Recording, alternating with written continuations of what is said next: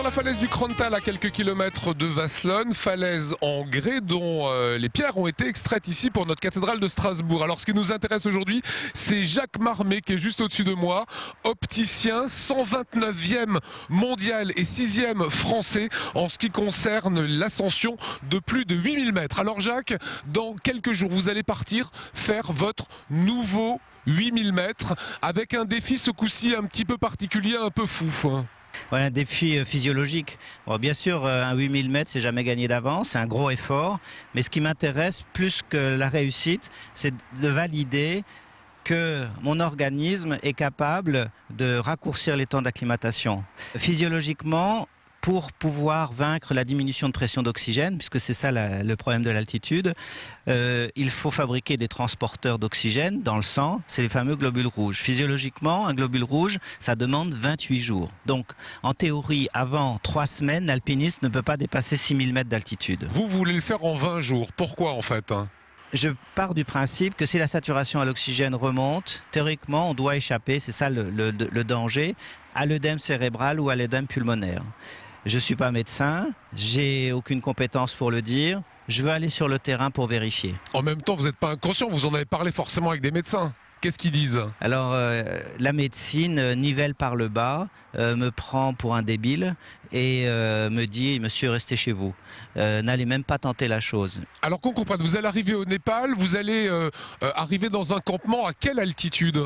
5100. J'ai déjà mon Sherpa, un cuisinier, un aide cuisinier qui ont installé le camp de base, donc à 5100, et 1000 mètres plus haut, le camp de base avancé. J'ai aucun jour de réserve.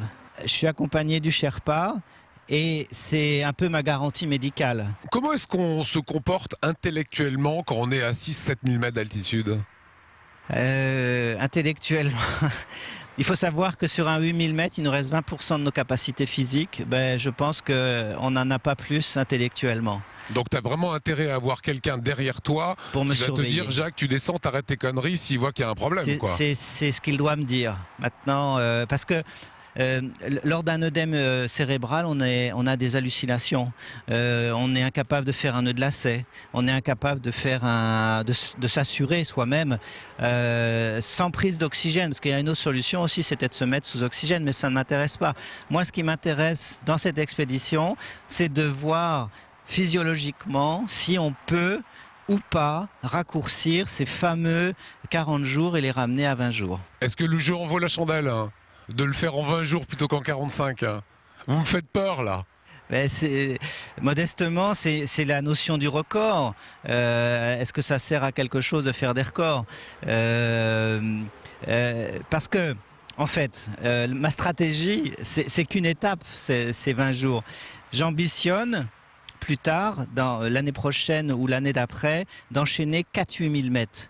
De ne pas partir pour 1, ni pour 2, ni pour 3, comme avait déjà réussi Christophe Laffay, mais il a terminé à l'hôpital, mais d'en enchaîner 4. Or, pour en faire 4, il faut être rapide. Et je veux vérifier si on peut être rapide sur un 8000 mètres. Quand est-ce que vous viendrez sur Alsace 20 nous raconter cet exploit? Un retour en France, 9 octobre.